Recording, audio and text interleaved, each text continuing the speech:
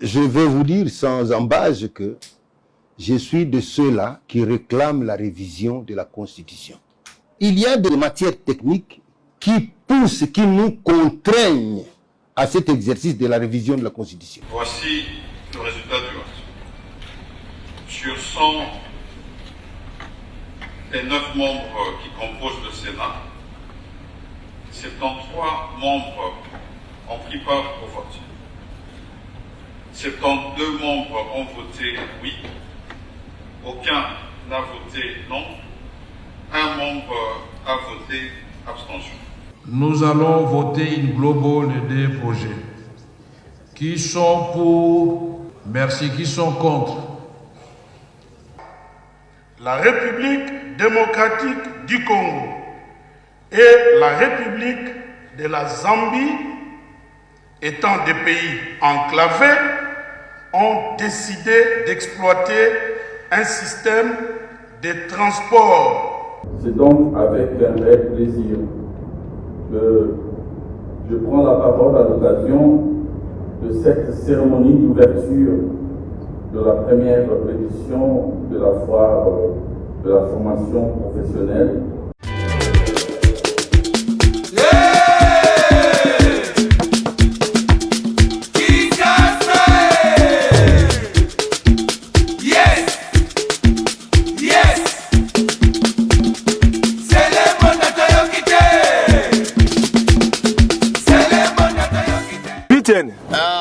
Omeli boni ne salio boy. Na meli zododo. Omeli zododo putain. Na mela ngo. Omela ngo.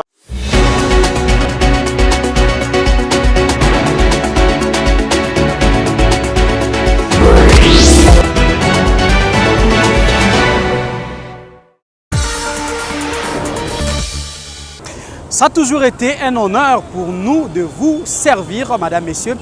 Merci de nous avoir choisis pour vous informer de partout où vous nous suivez. Bonsoir à tous et bienvenue dans votre rendez-vous vespéral de l'actualité.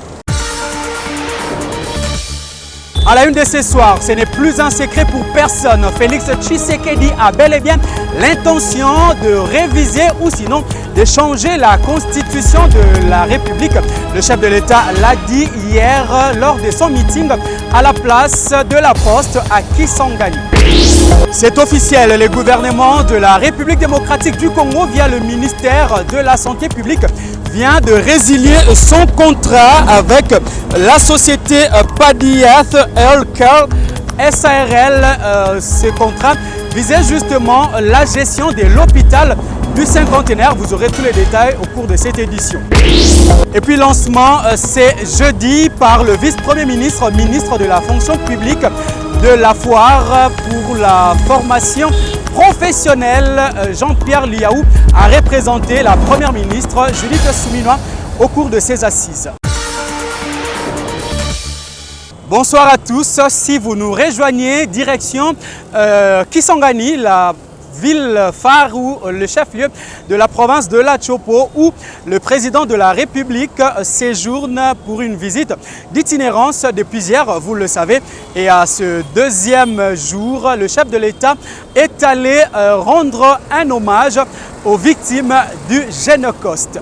Vous le savez, le président de la République, Félix-Antoine Tshisekedi Tshilombo, est arrivé à Kisangani, chef-lieu de la province de la Chopo, depuis hier, en début de la soirée, arrivé à la place de la Poste devant une multitude de Boyomaises et Boyomaises. Félix Tshisekedi a adressé les tableaux généraux de la situation socio-économique du pays à travers un meeting populaire. Retour sur l'arrivée du président de la République à travers ceci. On se croirait en période électorale et pourtant il s'agit d'une simple rencontre ordinaire entre le chef de l'État et ses compatriotes. Un rendez-vous pris il y a quelques mois. Devant cette foule innombrable massée à la place de la Poste, le chef de l'État, Félix-Antoine Tshisekedi Tshilombo, a tenu un meeting de près d'une heure. Le président de la République a remercié la population de Kisangani pour l'accueil lui réservé et la confiance placée en lui à travers le vote à la présidentielle de 2023.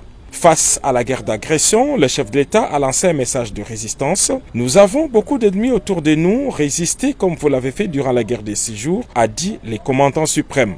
J'ai fait confiance au FARDC, ils doivent être en mesure de défendre la patrie, a dit le président. Nous gagnerons cette guerre, ils peuvent tromper certains de nos frères, mais ils ne gagneront pas le peuple congolais, a-t-il conclu. Les infrastructures constituent notre priorité, cela a commencé par l'aéroport et la voirie urbaine, et ces œuvres doivent se poursuivre, a dit le président. Au sujet de l'emploi des jeunes, le chef de l'État a dit y accorder une attention particulière. Il a appelé aux réformes et au soutien du secteur privé.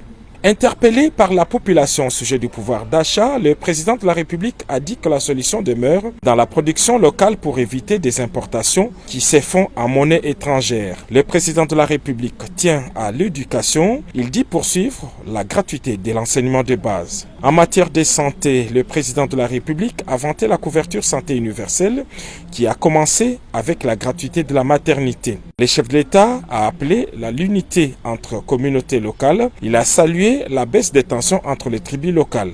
Enfin, le chef de l'État a abordé la question de la révision constitutionnelle. N'ayez pas peur, notre constitution contient des faiblesses. Il est bon que notre élite y réfléchisse, a dit le président. Parmi les motivations de la révision, le chef de l'État a cité la lenteur dans la mise en place des institutions et la vulnérabilité des gouverneurs des provinces. La révision ou les changements de la Constitution n'est pas à confondre avec le nombre de mandats qui nécessitent un référendum, a dit le président Tshisekedi. Il a dit à mettre en place une commission pour réfléchir sur cette question. Et c'est justement au cours de ces meetings que le président de la République, Félix-Antoine Tshisekedi Tshilombo, a rendu public son intention de changer la constitution de la République, car, en croire le garant de la nation congolaise, cette constitution a été rédigée à l'étranger et pour les intérêts des étrangers. Suivez ce qu'a été le mot du président de la République. Bana Kisangani, oye! Eloko na lingi kosenga bino. Ezali bo continuer kosala ngai confiance. Likambo ya révision to ya changement ya constitution. Likambo wana ebangisa bino te bana mboka. Constitution na biso ezali malamu te. Constitution na biso ezali kosenga bana mboka o bazali na mayele bafandela yango bakoka kotala likambo wana. Me banguna na biso lokola bayebi ke ngai na telemeli bango balingi ba profite na nzela wana bakosa bana Kongo. Likambo oyo ya bamanda o ezali na constitution. Oye lobi que mandat ezabe mibale. Soko sali moko, peuple congolais apesio ya mibale osali abu pia. Likambo wana pona ko changer yango esengeli kaka peuple congolais ye moko o abetela yango sete. Ezali likambo ya président de la République te. Kasi président de la République azali garant ya bon fonctionnement ya mboka. Tango azali komona ke makambo misusu oyo esengeli ye atala, oyo ya peuple te lokola ya bamanda, me oyo ye asengeli atala. Tango azali komona ke makambo wana eza kotambola malamu te, me esengeli ye abenga bana mboka misusu atala ndenge nini bakoki kotia mayele na bango po ete bakende noki makambo ebonga. Botala loko andakisa ya likambo oyo ya gouvernement. Tosali maponomi le 20 décembre 2023. Ngai ba vote ngai pour na volonté na bino ba investir ngai le 20 janvier 2024. Mais gouvernement eye ko banda mosala na yango na mois de juin. Ezali normal te. Constitution na biso ezali malamu te. Et salemaka d'ailleurs na mboka bapaya. Et puis na bapaya bango moko. bazui ba mode de fonctionnement na bango bayeko pesa biso yango awa. Biso constitution na biso esengeli esalema sur base ya bizaleli na biso moko peuple congolais. Yango wana boyokaki na lobaki likambo wana kasi ezali pe likambo ya urgence te to banda kobunda kati na biso ba congolais. Na ko désigner commission nationale oyo ekozala na bato ya ba discipline nyonso me oyo bazali bana mboka batia mayele na bango ba bote la biso constitution oyo ezali adapté na ba réalité na biso Congo pe oyo ekobanda ko handicapé fonctionnement ya mboka te. Pour constitution basala kayango pona moto moko te, constitution basala kayango pona ekolo pe po etikala seko na seko tant que ekolo ekobanda kozala. Donc nazali koloba na banguna ya Congo ba profiter na likambo wana te po bakabola bana Congo. Revenons à Kinshasa. L'Assemblée nationale a voté hier, mercredi 23 octobre 2024, une énième prorogation de l'état de siège sur une partie du territoire national. Plus de détails à travers ceci. La Chambre basse du Parlement a, au cours de la séance plénière de ce mercredi 23 octobre 2024, examiné et autorisé le projet de loi se rapportant à la ratification par la République démocratique du Congo de l'accord portant création de l'Agence nationale de transport en transit du corridor de Lobito et le projet de loi portant prorogation de l'état de siège sur une partie de la République, porté par le vice-ministre de la Justice représentant le vice-premier ministre ayant le transport dans ses attributions. Ce projet de loi qui concerne la RDC, l'Angola et la Zambie a pour objectif l'institution de facilités juridiques et administratives aidant à la circulation de personnes et de leurs biens, fournir un itinéraire à même de libérer les normes potentielles de la région partant du port de Lobito en Angola jusqu'au nord-ouest de la Zambie en passant par la RDC. Dans le but de promouvoir la croissance économique et les échanges commerciaux au profit de leurs populations respectives, la République d'Angola, la République démocratique du Congo et la République de la Zambie, étant des pays enclavés, ont décidé d'exploiter un système de transport multimodal en vue de relier les trois États au port en eau profonde de Lobito, appelé également le corridor Lobito. La demande d'autorisation de cette ratification a fait débat au sein de l'hémicycle après les éclaircissements apportés par le vice-ministre de la Justice, Samuel Mbemba, réagissant aux diverses interventions des élus nationaux. La ratification a été autorisée par la plénière. Tableau similaire pour l'examen du projet de loi portant prorogation de l'état de siège au Nord Kivu et en Ituri, instauré depuis plus de 3 ans déjà. Nous allons voter une global des projets qui sont pour, merci, qui sont contre, qui s'abstiennent. Merci. Le projet de loi portant prorogation de l'état de siège sur une partie du territoire est adopté.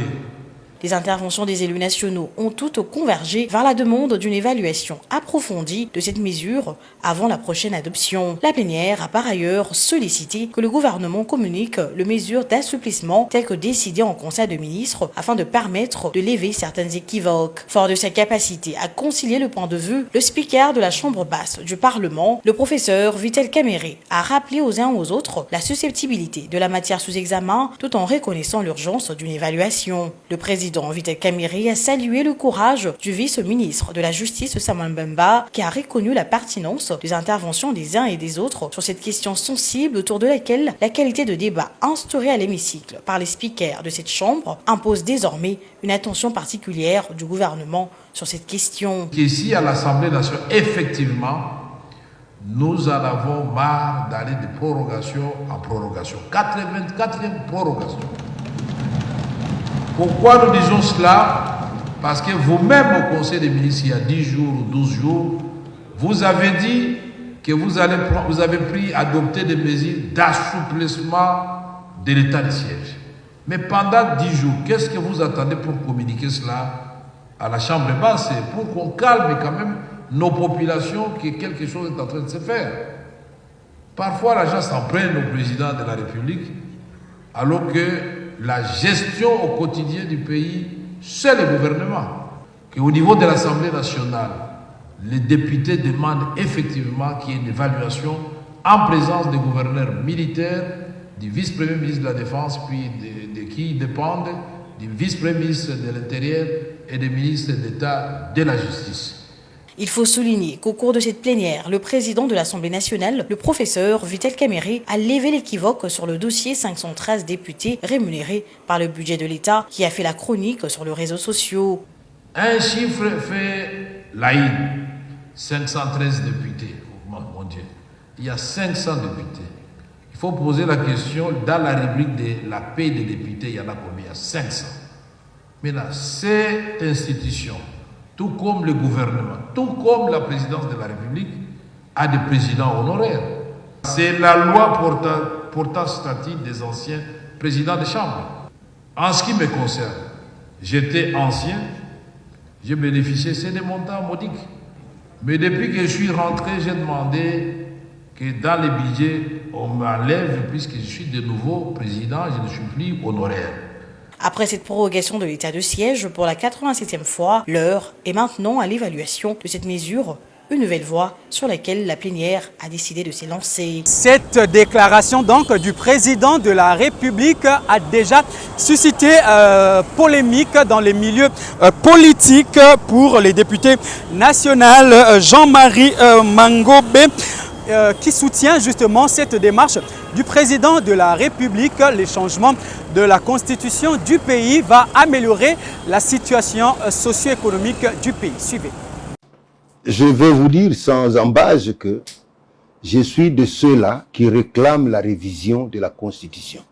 Il y a des matières techniques qui poussent, qui nous contraignent à cet exercice de la révision de la Constitution. Vous avez suivi pendant toute la campagne électorale, partout où le chef de l'État est passé, le chef de l'État, ayant vu l'enthousiasme du peuple suite à la gratuité, la réussite de la mise en œuvre de la gratuité de l'enseignement primaire, le chef de l'État a promis au peuple congolais l'extension de la gratuité jusqu'à l'enseignement secondaire.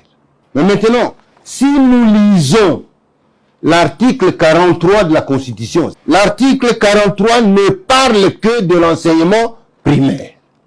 Nous devons mettre en œuvre la vision du président de la République, qui a été exprimée dans le projet de société qu'il a présenté au peuple congolais et sur la base duquel il a été élu par le peuple congolais. Donc, cette vision, ce volet du programme d'action, du projet de société, doit être mis en œuvre. Et alors, comment faire? Il faut que la loi, l'article 43, donne l'autorisation, donne la possibilité au président de la République de pouvoir étendre, de pouvoir aller avec la gratuité jusqu'au secondaire. Donc le chef de l'État tient à ça, à réaliser cette promesse qu'il a faite au peuple congolais. Mais vous voyez maintenant comment il va le faire avec une constitution qui ne limite la gratuité qu'à l'enseignement primaire. Même son des cloches au niveau du Sénat. La Chambre haute du Parlement a également prorogé l'état des sièges sur les provinces du Nord Kivu et des l'Ituri. Suivez le compte-rendu de ces votes à travers ces propos recueillis du président de la Chambre haute du Parlement, Jean-Michel Samalou Kondé. Honorables sénateurs et chers collègues, voici le résultat du vote. Sur 109 membres qui composent le Sénat, 73 membres ont pris part au vote. 72 membres ont voté oui, aucun n'a voté non, un membre a voté abstention. En conséquence, le Sénat vote le projet de loi portant autorisation de la prorogation de l'état de siège sur une partie du territoire de la République démocratique du Congo. Mes remerciements.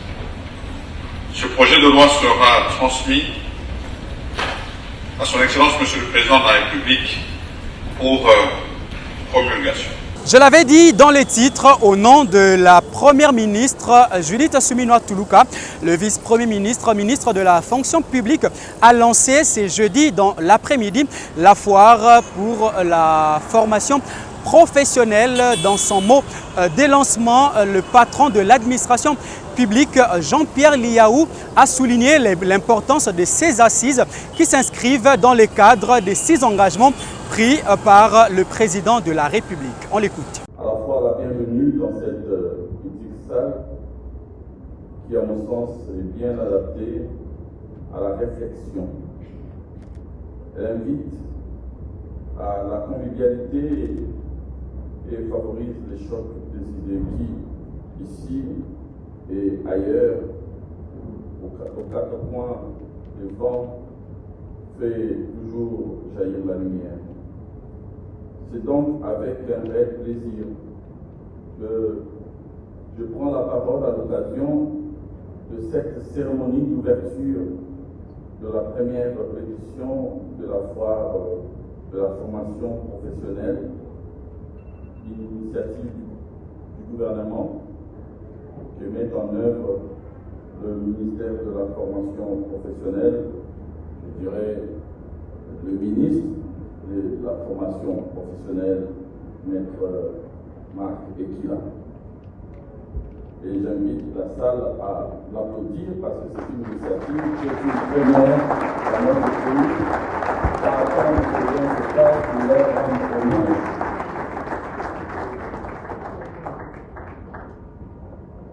Ainsi qu'il est permis de s'en rendre compte, cette foire s'inscrit dans la vision stratégique pour le développement socio-économique de notre pays, tel qu'est défini dans le programme d'action du gouvernement pour les quinquennats 2024-2028 du président de la République.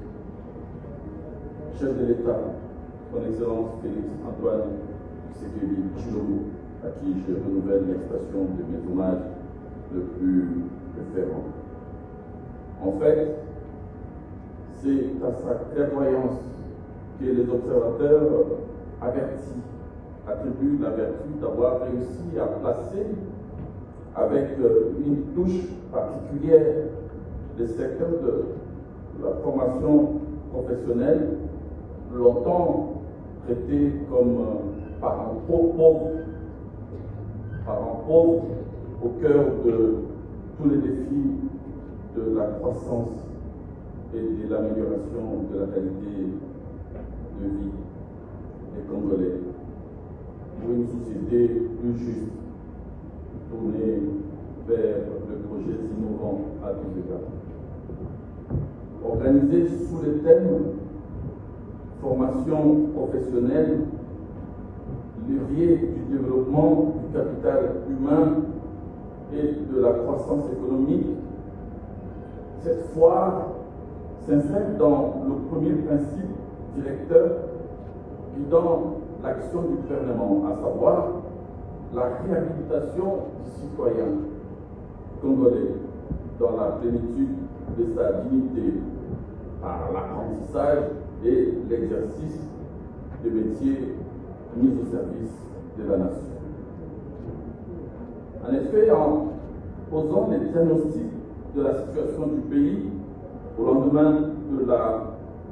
En bref et en images, je l'avais dit également dans les titres, le gouvernement de la République via le ministère de la Santé vient de résilier son contrat avec la société indienne Padia Healthcare SARL. Ces contrats qui donnaient à cette entreprise le monopole de la gestion de l'hôpital du cinquantenaire. À travers cette décision, le gouvernement congolais dénonce ce qu'il qualifie de manquements graves, notamment le non-versement d'un apport de 40 millions de dollars, la non-rétrocession de 5% des recettes générées, la non-réalisation des investissements prévus, ainsi que la non-conformité de la tenue comptable aux normes en vigueur, ainsi que l'absence des rapports annuels requis sur les activités.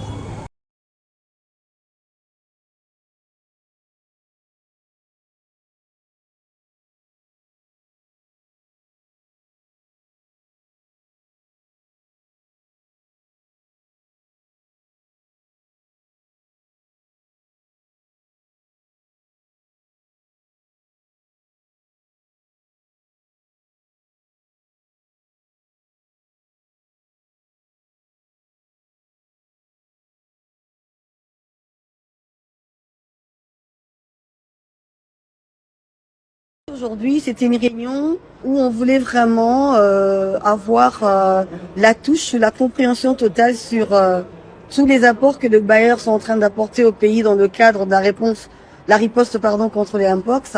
Savoir vraiment qui fait quoi, à quel niveau, et aussi à partir de là déterminer le gap. Avec tous les bailleurs, on s'est mis sur la table, on a posé les questions qu'il fallait absolument sous le leadership de son excellence notre ministre Dr Roger Kamba, parce que vraiment nous devons déjà être en mesure de réduire le cas d'infection, de décès des gens qui entrent en contact avec cette maladie, non seulement à Kinshasa mais aussi dans les provinces. On doit vraiment globaliser ça et donner les meilleures réponses. Donc en fait, c'était ça la réunion d'aujourd'hui, capitaliser sur qu'est-ce que les bailleurs sont en train de donner, quels sont les gaps, qu'est-ce que nous devons faire vraiment pour améliorer cette réponse. Merci beaucoup.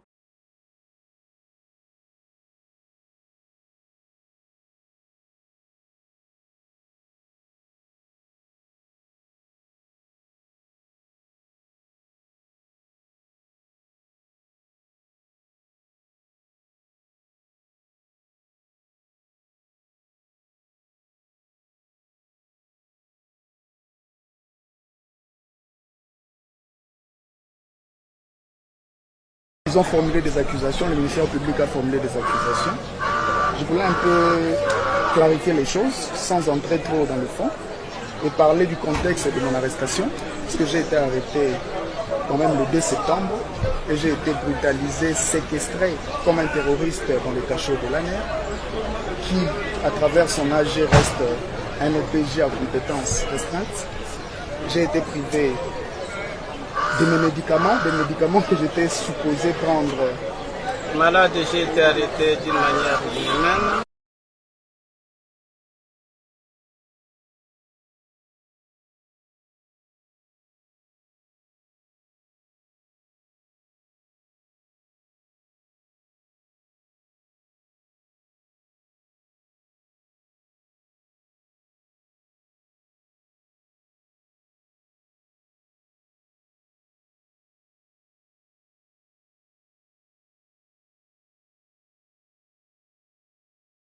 C'est une délégation de la 65e communauté réformée de l'église protestante, conduite par le représentant légal John Matondo Vangu, qu'accompagnaient ses 2 vice-présidents. Dans leur entrevue dans son cabinet, le vice-gouverneur de province, Prosper Ntela, a prêté une oreille attentive à leurs requêtes. Il s'agit de l'événement qui pointe à l'horizon à l'esplanade de l'Institut Tétémbois à Matadi, la consécration de pasteurs de cette communauté ecclésiale protestante les dimanches prochains. Nous sommes venus l'informer et l'inviter, si possible, à la cérémonie de consécration de pasteurs que nous organisons ce dimanche 27, qui se coïncide avec la journée de la réformation. Vous savez, depuis 1517 qu'il y avait eu un mouvement réforme au niveau d'Allemagne par Martin Luther et nous sommes des réformés. Nous fêtons le 507e anniversaire. Alors ça coïncide avec la consacration de plus de 30 pasteurs. Pour le représentant légal de cette communauté, cette rencontre officielle était également une opportunité de civilité pour eux. Nous sommes à la tête de cette communauté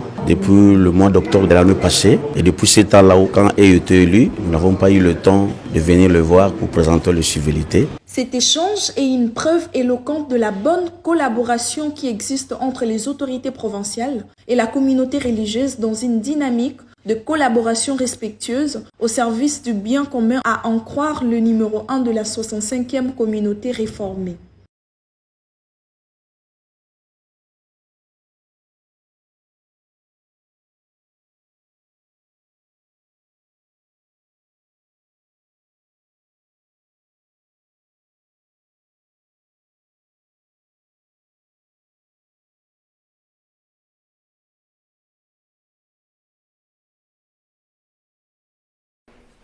Il n'y a pas eu de sujet tabou au cours de ce point de presse co-animé par le ministre provincial de l'Éducation du Haut-Katanga et les coordonnateurs de la fondation Denis Nyakero Tshisekedi.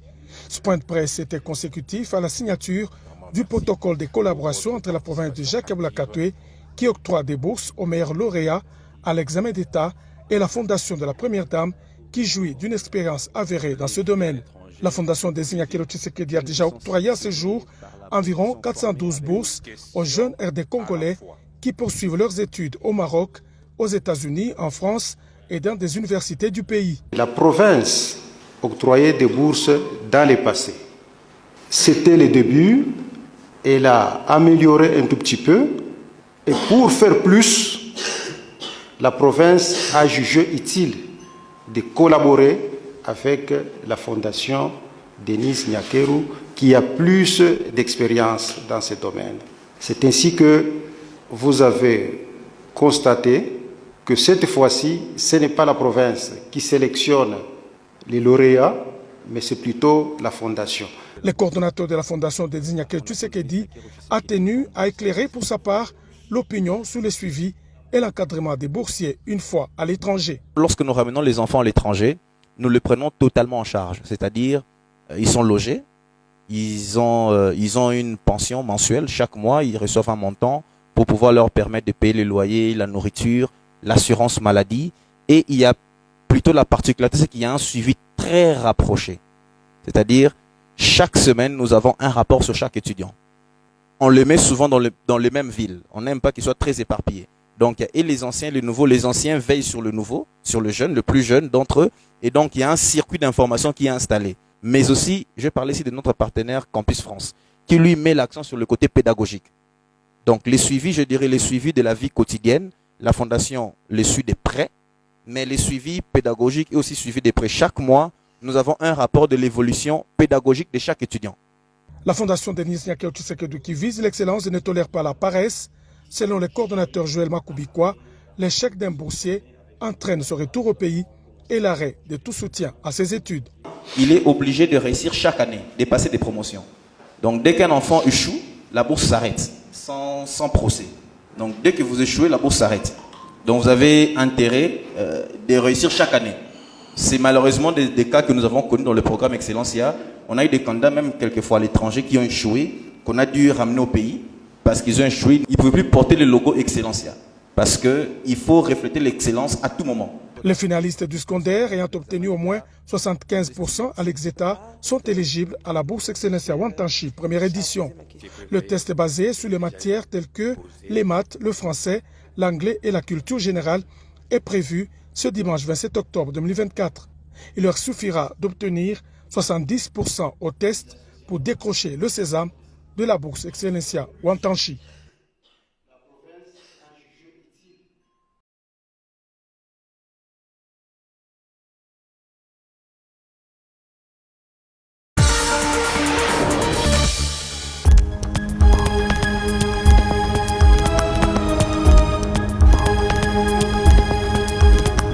Et la Constitution